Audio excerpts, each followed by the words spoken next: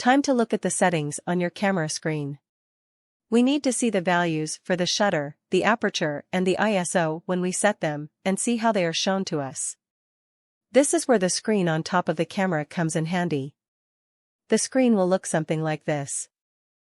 There are other bits of information on this screen, but let's have a look at what we already know about. First, remember the 4 modes we talked about? M, A, S, and P. You will see a big M in the top left-hand corner of this screen, and this tells you that this camera is in manual mode. So here is your first simple camera exercise. Find where you change the modes, and select the other modes, observing the letter changing to, for Nikon, M, A, S, and P. Before you move on, change the mode back to manual. The back screen. Here I have included a shot of the screen on the back of the camera, the one with the white background. It can show you more than the photograph you have just taken. You would have to select this screen through the menu, or, like my Nikon, there is a handy info button on the back of the camera which brings it up. I very seldom need to do this as the main information I need for a good exposure is on the screen on top of the camera. You can see the settings you have selected are duplicated on the back screen along with many additional bits of information that you will find useful as you learn more about your camera.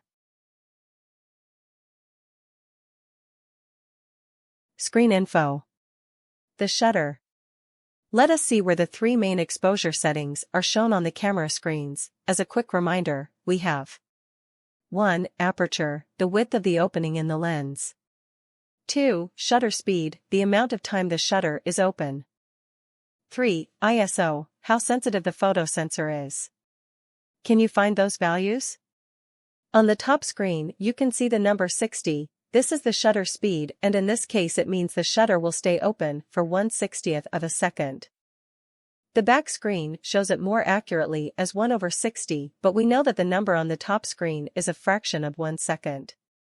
If it showed 250 for example, it would mean the shutter will be open for 1/250th of a second. Your next exercise is to find the control on your camera that changes the shutter speed and watch the figure change as you scroll through the values. Depending on your camera, you may see shutter times of longer than a second, which usually look like 1, 2, and 4, which have a quotation mark attached, meaning 1, 2, or 4 full seconds. You may, on selecting shutter speeds, find the numbers replaced by the word bulb. Not to worry. This shutter setting simply means the shutter will stay open as long as you hold down the shutter button, and will close when you remove your finger. Screen info. The aperture. In the top right-hand corner of both screens, you can see your aperture value. At the moment it is set to f4. Find the control on your camera to change your aperture value and select different apertures, watching the f numbers change. You will find that the f numbers will only go so high and so low. This high and low value depends on the lens. In other words, the aperture for a particular lens can only open so big, or close so small. You cannot set an aperture that the lens you are using is not capable of doing.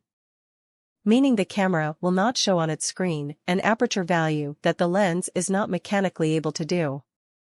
For example, the aperture of a Nikon 80mm lens can be set from its widest, f1.8 to its smallest possible, f16.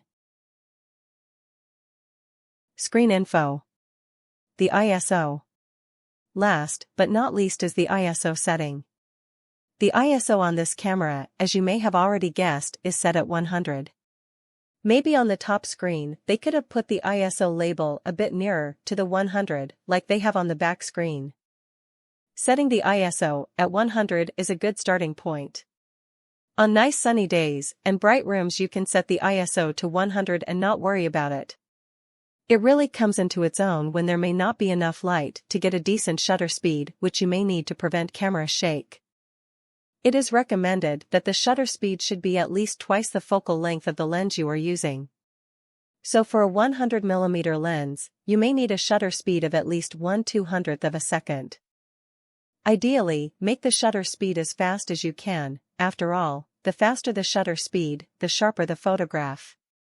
The next lesson is going to look at the actual values available for the aperture, the shutter, and the ISO. Please don't forget to subscribe.